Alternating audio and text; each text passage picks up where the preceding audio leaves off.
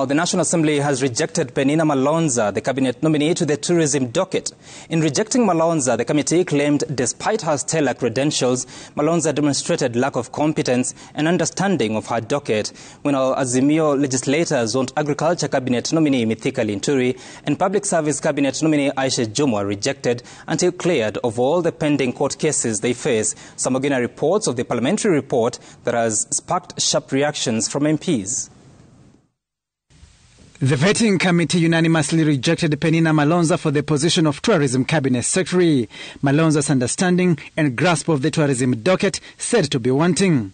It described her credentials as stellar, with an outstanding character, never charged in court or dismissed from office, and passed the leadership and integrity test. Her only fault was panic at the grilling session. This recommendation by the committee, Honourable Speaker, is not in any way an indictment on Ms. Penina Malonza.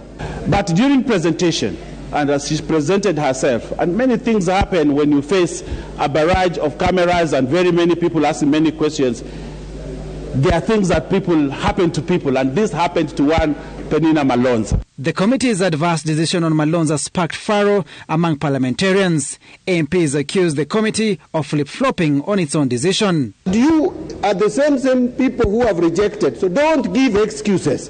Don't look good. You have rejected that lady called Malonza. Please don't look good.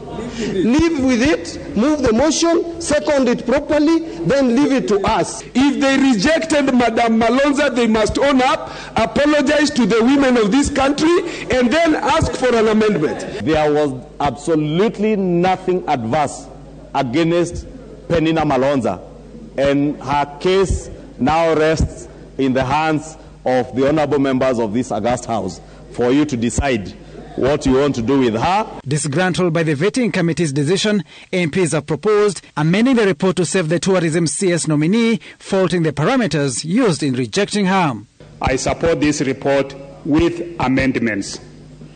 The amendment is on rejection of Penina Malonza, where I'll be bringing an amendment to delete that rejection and approve the appointment of Madam Penina Malonza. Honourable Speaker, I call upon this House to overturn the recommendation by this committee and pass Honourable Penina Malonza. Meanwhile, the minority side filed a minority report rejecting the nomination of Aisha Jumwa and Mithika Linturi to the positions of public service and agriculture, respectively.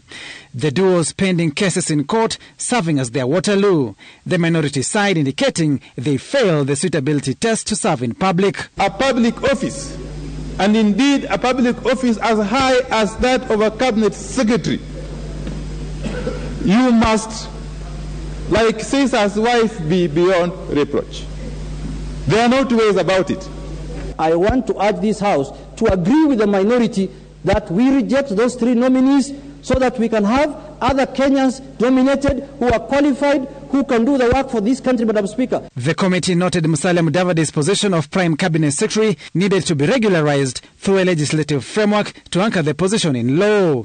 The National Assembly concludes debate on the suitability of President William Ruto's cabinet ministers on Wednesday to pave way for the head of state to appoint his ministers and establish his administration. Ogina, Citizen TV, Nairobi.